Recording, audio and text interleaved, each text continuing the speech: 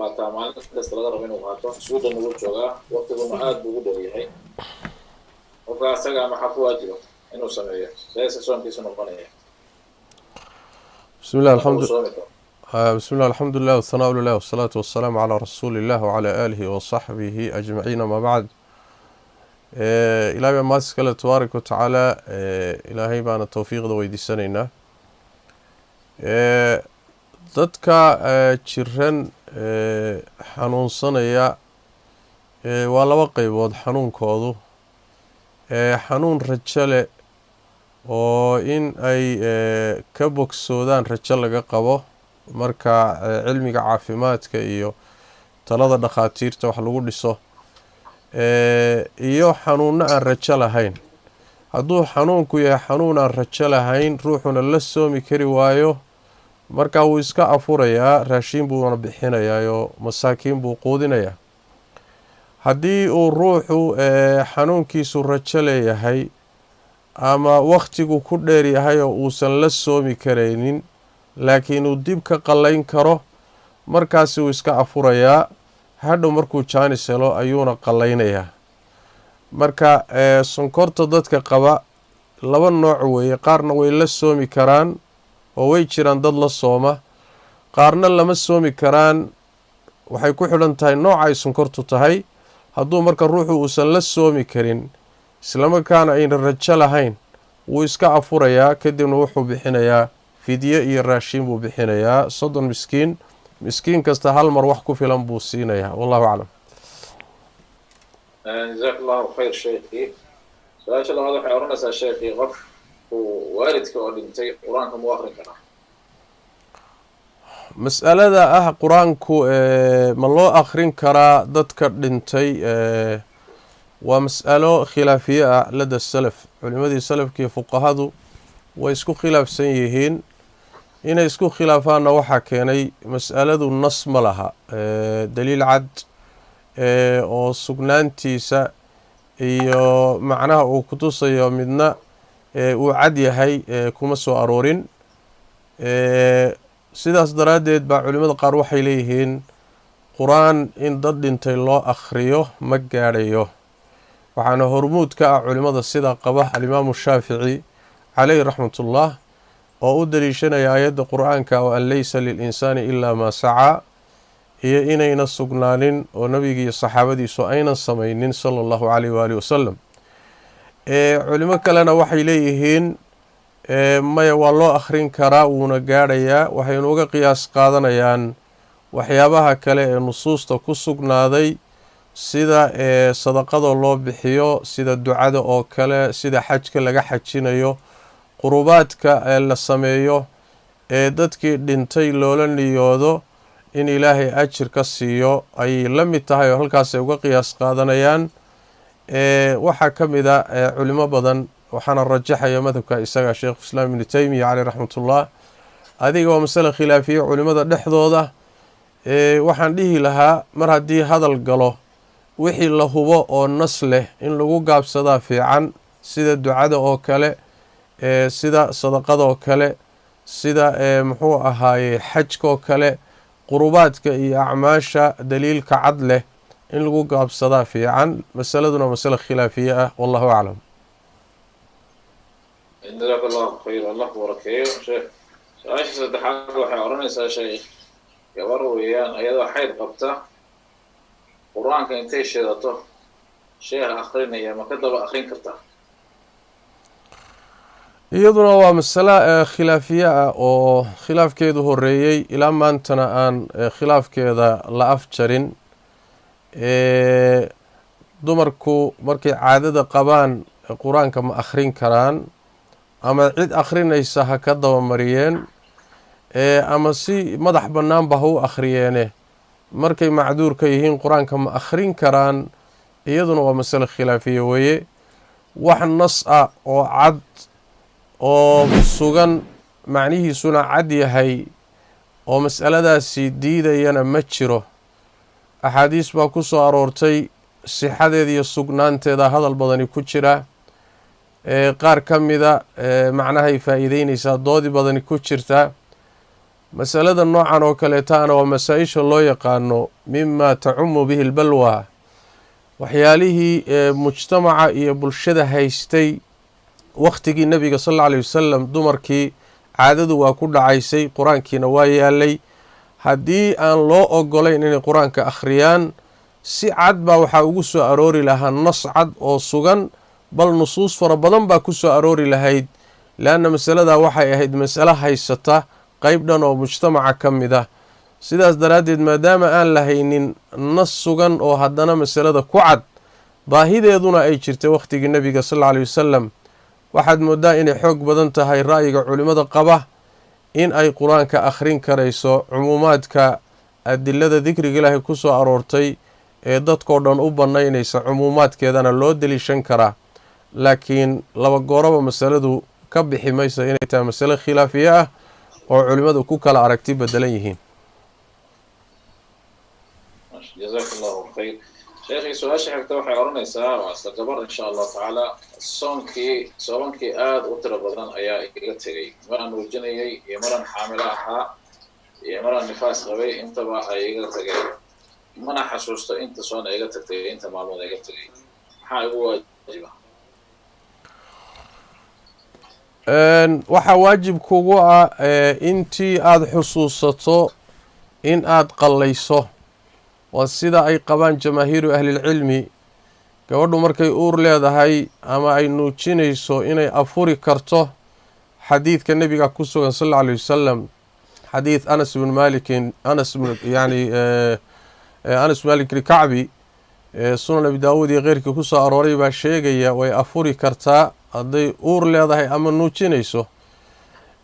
ha afurtee maxaa gadaal laga rabaa oo looga baahan yahay la imaan doontaabaa muran badan culimmadu geliyeen. waxayna culimmadu u badan yihiin sida ruuxa xanuunku uu uga tegay ama xanuun dartii soonku uga tegay oo kale, sidiisoo kale inay qallayn doonto wixii ka tegay, oo markay jaanis hesho ugu horeysa la doonayo inay soo qallayso wixii maalmihii dhaafay ee ka tegay. haddii ayna xusuusnayn maalmuhu intay ahaayeen, waxay samaynaysaa way dadaalaysaa inay xusuusan kartay ku dadaaliyo isku day. wixii ay xusuusato ayay qallayn, wixii ay xusuusan weydana waxay badsanaysaa soonka sunnada ah. maxaa yeelay waxaa sugan cibaadaadka nawaafisha ee sunnada ah maalinta qiyaamada in ilaahay fadligiisa tabaaraka wa tacaala wixii waajibaadka iska dhimay ilaahay uu dhihi doono addoommada ugu buuxiya addoommadiisa. naxariista ilaahay bayna ka mid tahay tabaaraka wa tacaala. marka wixii ay xusuusatana ha qallayso, wixii ay xusuusan kari weydana soonka sunna ha badsato insha allahu tacaala. wallahu aclam. allah barakeeyo sheekh, jazaak allahu khayr.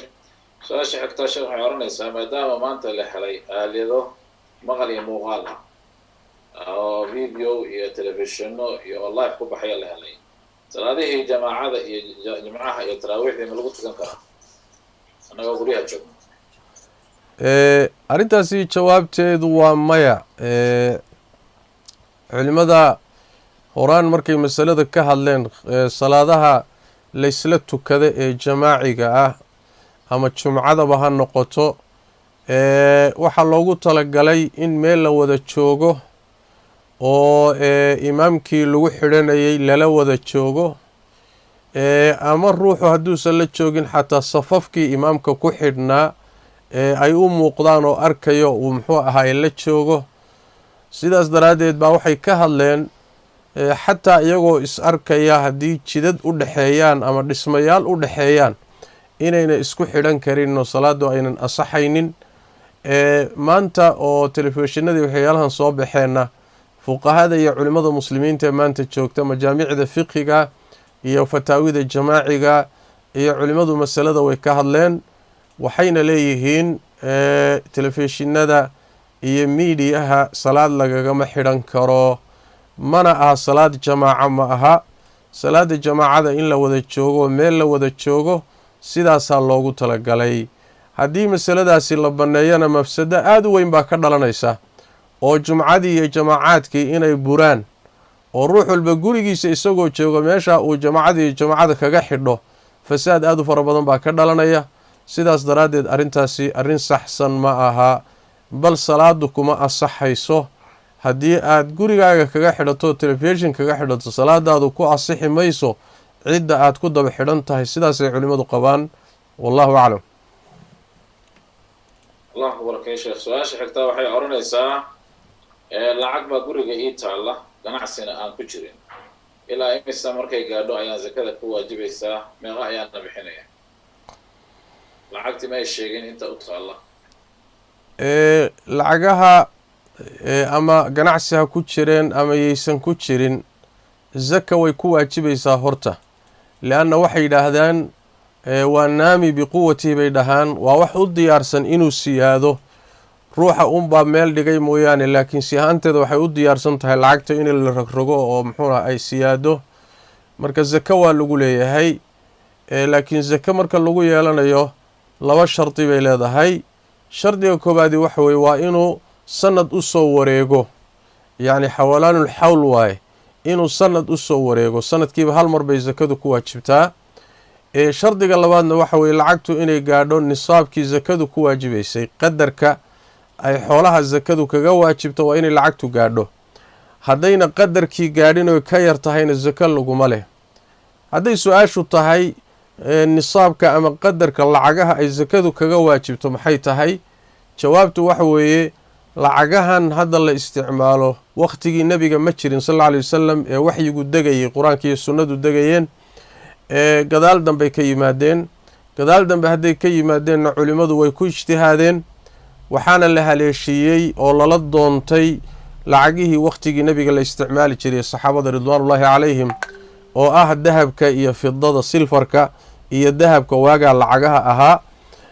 ayagana laftoodii bay culimmadu qaarba mid mareenoo waxay yidhahdeen ma fidadii baynu la aadnaa mise dahabka nisaabkiisii baynu la aadnaa. taa dahabka ayaa caan ah. haddii dahabka lala aado waxay noqonaysaa dahabka zakadu waxay kaga waajibtaa 20 mithqaal ama 20 diinaar. 20ka mithqaal ama diinaarna marka giraam loo bedelo waa 85 giraam oo dahaba wey. 85 giraam oo dahaba ayay zakadu ka waajibtaa, waa dahab ahaan, waa lacagtii waagaa la isticmaali jiray. wixii ka yar zaka laguma laha. lacagahan marka dib ka yimid dahabkiibaa loo celinayaa. waxaa la leeyahay 85 giraam oo dahaba lacagta aan haysto ma goyn kartaa mise ma goyn karto suuqa marka maanta la fiiriyo. haddii lacagta aan haysto ay goyn karto 85 giraam oo dahab ah ay suuqa ka goyn karto, markaa zakadii waa laygu leeyahay, zakadii way waajibtay. haddii lacagtu ayna goyn karaynin 85 giraam oo dahaba oy ka yar tahayna, markaas mayna gaadhin qadarkii zakadu ku waajibayso, waxba laguma lahaa. marka waa halkaasay ka bilaabanaysaa. dahabkaa loo celinayaa, qiimaha dahabka suuqa uu ka joogaa la fiirinayaa. dahabka weliba waxa weye waa uu ciyaaraad kala duwan wey, midka dhexdhexaadkaabaa la fiirinayaa qiimihiisa. kadibna halkaasa waxaa ka soo baxaysa xoolaha zakama lagu leeyahay lacagtan mise laguma laha. haddii lagu yeesho marka maxaa ka baxaya wey su-aasha qeybteeda labaad. waxaa ka baxaya boqolkiiba 2.5 baa ka baxaya. boqolkiiba 2.5, labadii boqol 5, kunkii waxaa ka baxaya 25 baa ka baxaysa. sidaas wey macnaha. haddaan si kaleeto uu yani kuugu dhigo, lacagtaadoo dhan baa waxaad u qaybinaysaa 40 u qaybi, isla meeshii bay imaanaysaa 2.5% bay noqonaysaa. macnaha boqolkiiba 2.5 ayaa ka baxaya oo lagu yeelanayaa waajib ahaan loogu leeyahay. wallahu aclam. aad baad umahadsanta, jazaak allahu khayr. su-aasha xigtaa waxay odhanaysaa sheekh, waxaan ahay gabar muslimada oo xaamilo ah, waddan gaalana waan joogaa.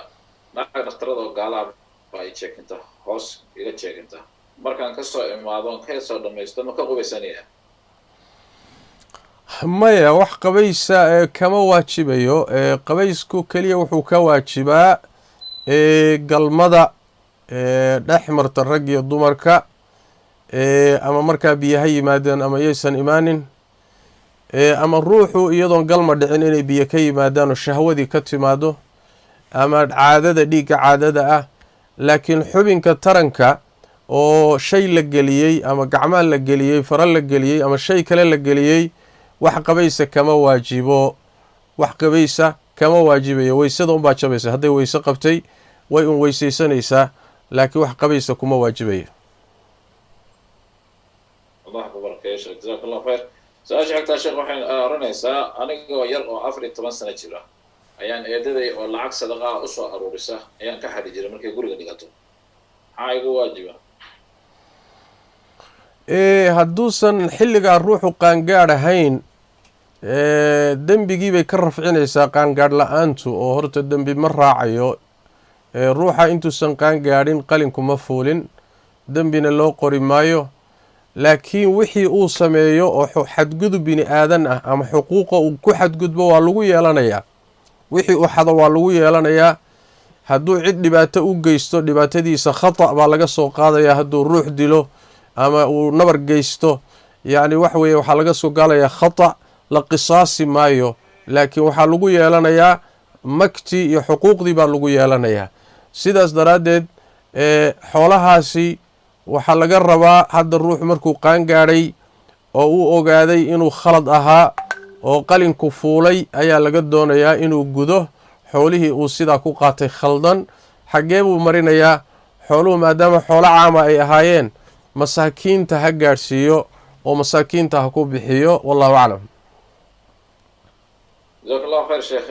سؤال حتى وحي أرنيسا شيخ صلاة الظهر بقى يقى تكتي كده من المسجد بقى نميد جماعة نويمد وعصر تكنيسة ميان لحرنا إياه والظهر كيبان كحرنا إياه مس عصر كيبان لتكني مركو هريسة والظهر كيبان ديبان لتكني. salaadaha haddaad musaafir tahay oo salaadaha aada jamcinayso isu geynayso, sida hadda muuqato waa jamcu ta'khiir oo duhurkii baa lasoo dibdhigay. hadday sidaas tahay tartiibkii salaaduhu ay u yaaleen shareecadu u dhigtay baad ku wadaysaa, isma daba marinaysid.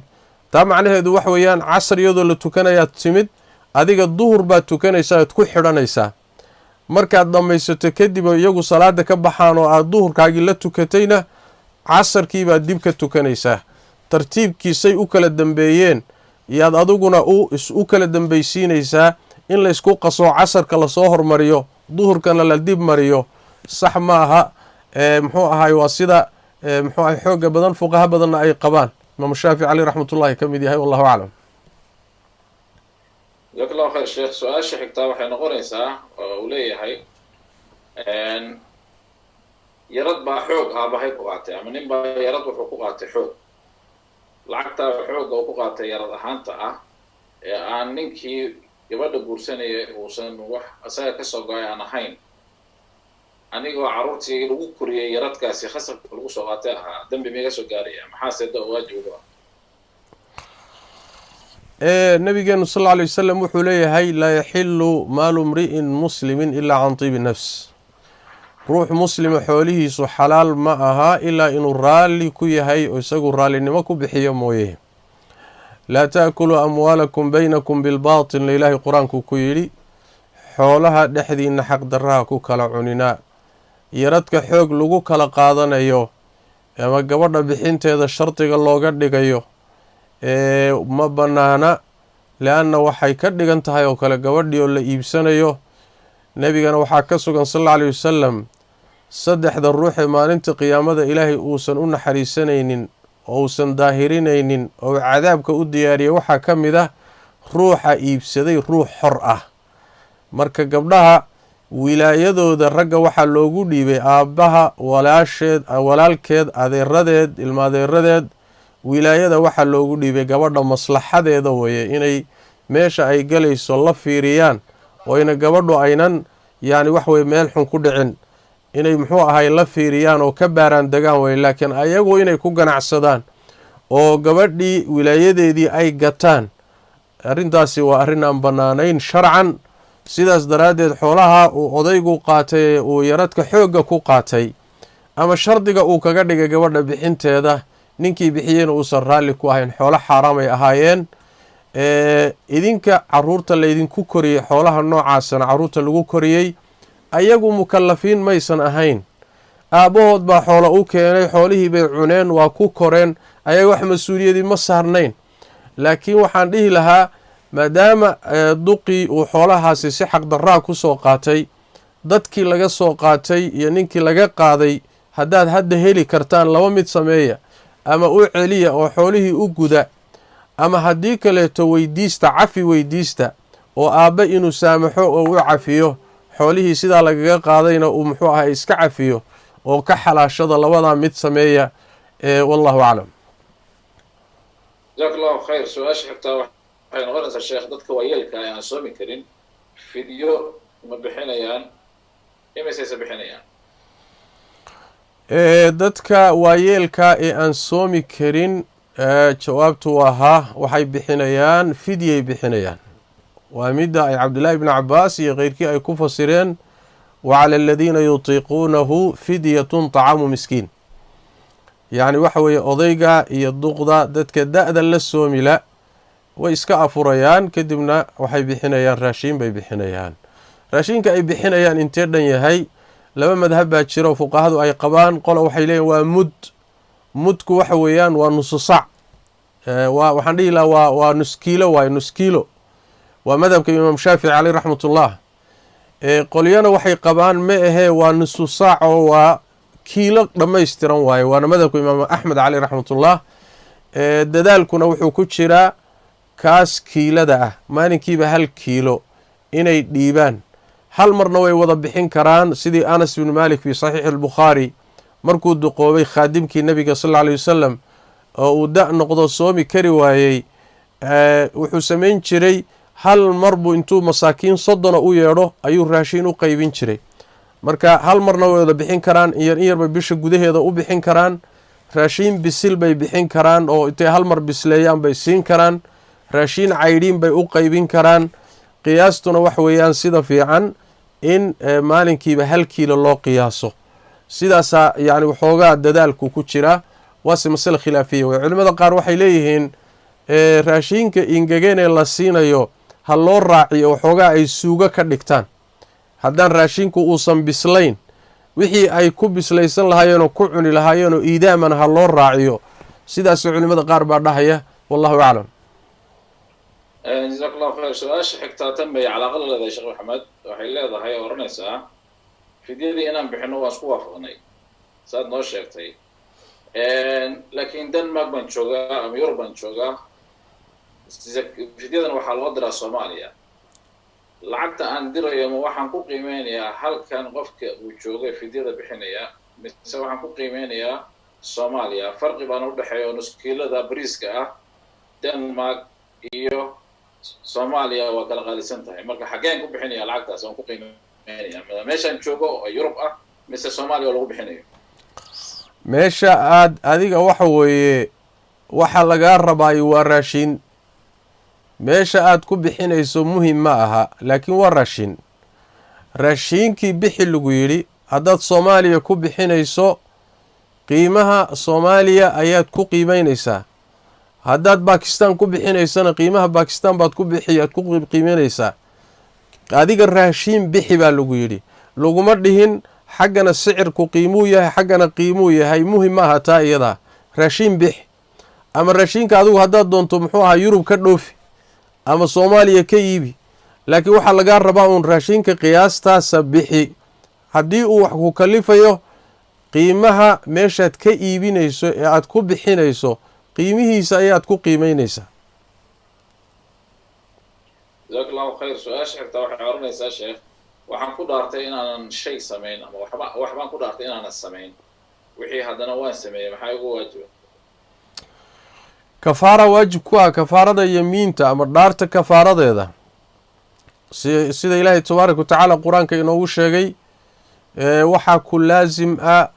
hadda qoor xoreynteedaa laga bilaabay, laakiin hadda suurtagal ma aha oo qoortii la xoreynayay ma jirto. waxaa marka laga rabaa in uu quudiyo 10 miskiin oo mid walba hal mar wax ku filan oo deeqi kara inuu siiyo, ama in uu arad bixiyo. labadaasi waa khiyaar.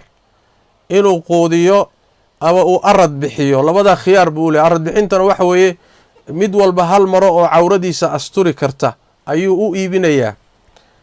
haddii uu labadaa kari waayo, bimacnaa waxa weeyaan mana quudin karo oo wuxuu ku quudiyo ma haysto, tabar ma leh, ama ma arad bixin karayo. haddii labadaasi u suuroobi waayaan, marka waxaa beddelkooda ku waajibaya inuu 3 beri soomo. fa siyaamu 3 ayaam, 3 beri buu markaas soomaya. 3 beri soonkeeda marka waxaa loogu talagalay waa dadka keri waayey quudinta, ama keri waayey aradbaxa, ama aradbixinta keri waayey, ama quudinta keri waayey.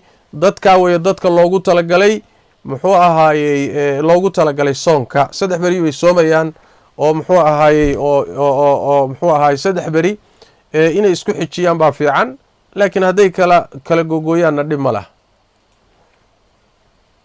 jazaak allahu khayr sheekh. su-aasha xigtaa waxay odhanaysaa hilib geel baan cunay kadibna salaad baan ku tukaday.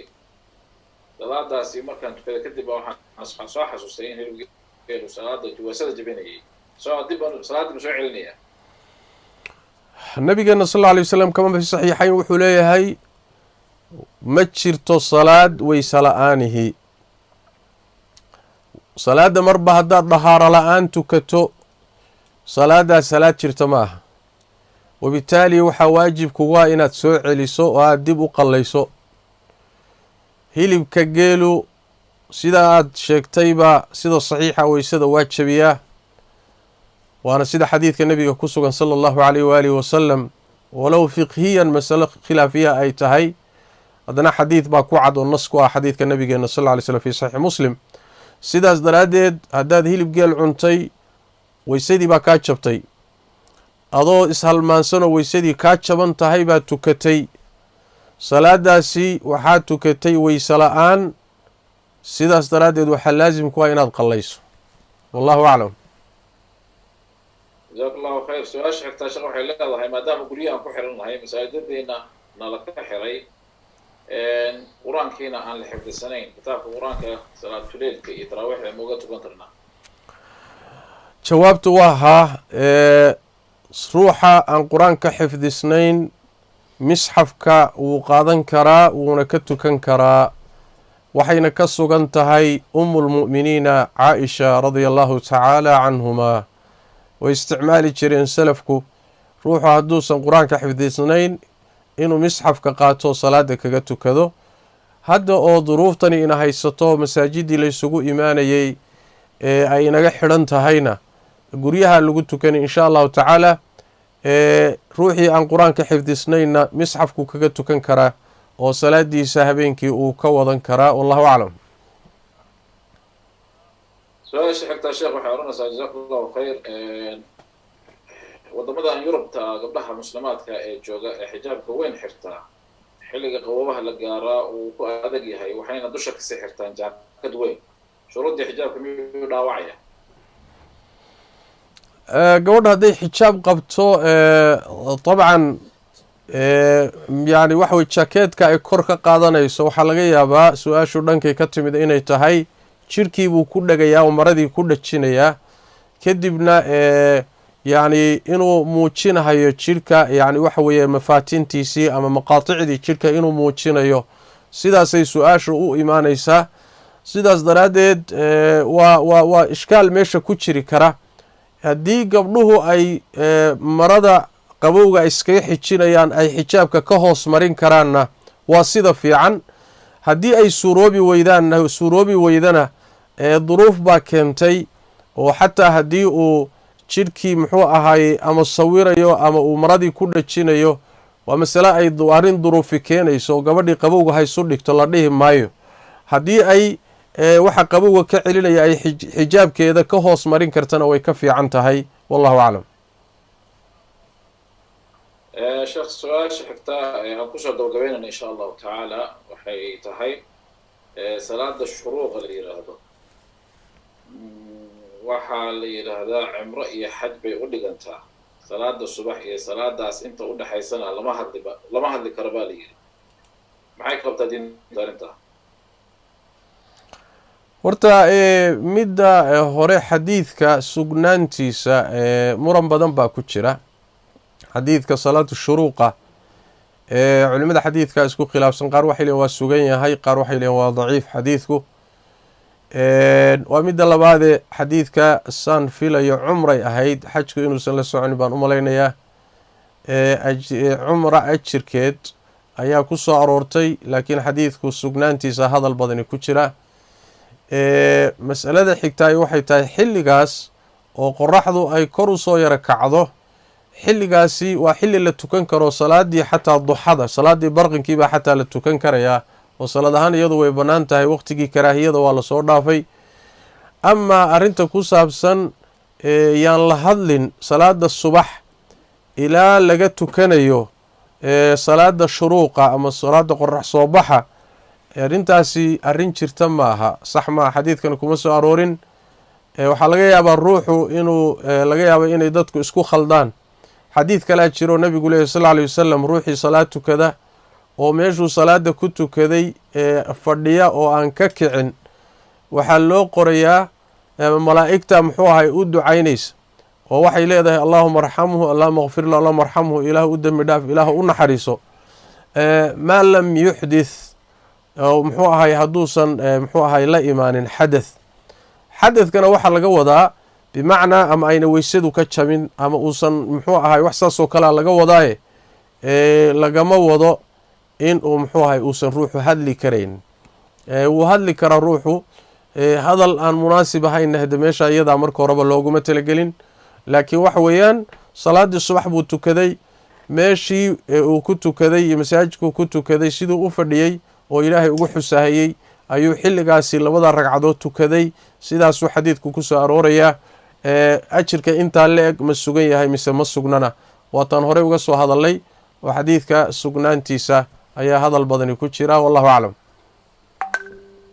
جزاك الله خير شيخ محمد aad iyo aad baan ilaahay subxaana watacaala haku barakeeyo adiga iyo ehelkaaga iyo caqligaaga iyo cimrigaagaba allah subxaana watacaala ha barakeeyo waan kaaga mahadnaqaynaa adiga iyo culamada kaleba waqtiga aad nasiiseen qaaliga runtii waqtigiina aadka qaaliga aad nasiiseen oo noo qabteen walaalo tiro badan oo caalamka daafihiisa joogana ayna ka faa'iidaysanayaan runtii teknolojiyadan ilaahay subxaana watacaala noogu nimceeyeen aad nooga faa'iidayseen runtii aad baan kaaga mahadnaqayaa ilahina subxana watacaala miisaanka xasanaadka kuu saaro nuxibukum fi llah ilaahay subxaana watacaala darti baa inay jecelnahay walaalaha muslimiinta ku jirana sidoo kale baan insha allahu tacala rajaynayaa ilahay darti bay inay jecel yihiin walaalo badan oo caalamka daafihiisa jooga waxay soo codsanayaan inaad noogu soo khatimtin insha allahu tacaala duco oo dadka muslimiinta iyo duruufaha iyo xeeran aad duco noogu soo khatimtin insha allahu tacaala allah ku barakeeyo sheekh fadil fadal maajuub بسم الله الحمد لله والثناء لله والصلاة والسلام على رسول الله وعلى آله وصحبه ومن والاه أما بعد ducadaasi intaanan insha allahu tacaala aanan gelin waxaan jeclahay inaan fariin yar dadka walaalaha ahee adduunka kale jooga ee dhegeysanaya inaan fariin yar u gudbiyo waa barnaamij khayri ah masaajidkii sigiska oo masaajidkan joognay ah oo hadda aanu idinkala soo hadlayno ayaa dhisma ku socdaa kolley rag badan baana soo siyaartay sheekh cabdiwahaab ka mid yahay masaajidka laba marxalo ayaa dhismihiisu ahaa marxaladii horaa socota sanadkan aakhirkiisuu gabagaboobi doonaa insha allahu tacaala waa dhismo ilaa 10 dabaq ka kooban oo masjid iyo waxbarasho iyo isugu jira masaajidkan hada dowrkiisa iyo kaalintiisa uu mujtamaca soomaaliyeed ku leeyahay kolley waad wada ogsoon tihiin masaajidkii dadkii dhisayey dadkii ku tukanayay bay ahaayeen waana la xidhay sidaas daraaddeed shirkaddii dhisaysayna shaqadii waa wadaa waxaan aada idinka codsanaynaa meel kastood joogtaanba baahidaa jirta oo duruuf baa jirta oo ummaddiibaa baahan ummaddaa baahanna wixii lagu biirin karo ha lagu biiriyo ha laysu gurmado soomaalida waxa la ystaro oo dadkii baahnaa insha allahu tacaala khaasatan ramadaanka dadka hala soomiyo insha allahu tacaala masaajidkana insha allahu tacaala wixii aada heli kartaan $100 baa yaa wax badan ugu biirinaysa $50 ka badan ka yar wax weyn bay noo taraysaa insha allahu tacaala marka mashruucaas wixii la heli karo hana lagala soo qeyb qaato biidn illahi tabaaraka wa tacaala intaa fariin ahaan baan idin gaadhsiin lahaa allah idin barakeeyo ilaahay tabaaraka wa tacaala towfiiqda allah ina waafajiyo ilaahayna tabaaraka wa tacaala wixii dhib iyo shar oo dhan allah ina garamariyo gaar ahaan cudurkan iyo musiibadan adduunka ku habsatay in badan halakaysay nin muxuu ahay u jiifa iyo nin dhintay iyo mid ka baqayo kor dalo goormaa lagu heli doonaa leh caalamkii ka dhigtay musiibada allah ina garab mariyo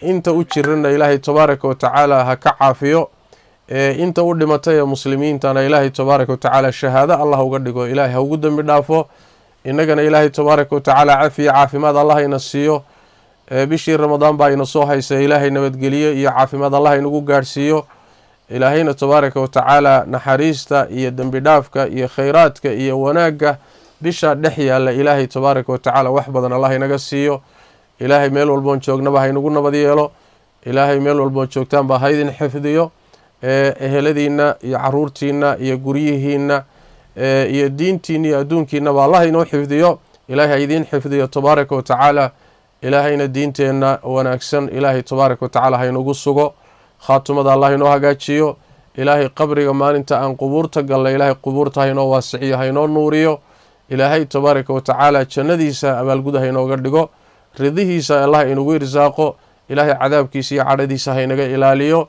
sidaynu meeshan ugu kulannay khayraadka iyo wacdiga iyo waanada ilaahay jannadiisa firdows allah inagu kulmiyo ilaahayna ducooyinka ha inoo aqbalo aad baad u mahadsantihiin dhammaantiin towfiiqdana allah idin waafajiyo wassalaamu calaykum waraxmat ullahi wabarakaatu وعليكم السلام ورحمة الله وبركاته. شيخ أحمد والله غيب مرة إلى صحيح معلومات كلعجها مسجد كماشي سي إن شاء الله تعالى رجع معمولك ديكو أكتشوجا لغيرها نوصل ديجان إن شاء الله تعالى أما مجا لقوش غري تلفون هذا لقوش دري إن شاء الله تعالى فرين تسمع هذا بإذن الله لا شكر على الواجب إن شاء الله هذا والله موجود بيننا إن شاء الله بإذن الله تعالى وإذن سو قد بيننا هدي الله إنه مقعدي يمالية لقوش دري لها جزاكم الله خير والسلام عليكم ورحمة الله وبركاته. وعليكم السلام ورحمة الله.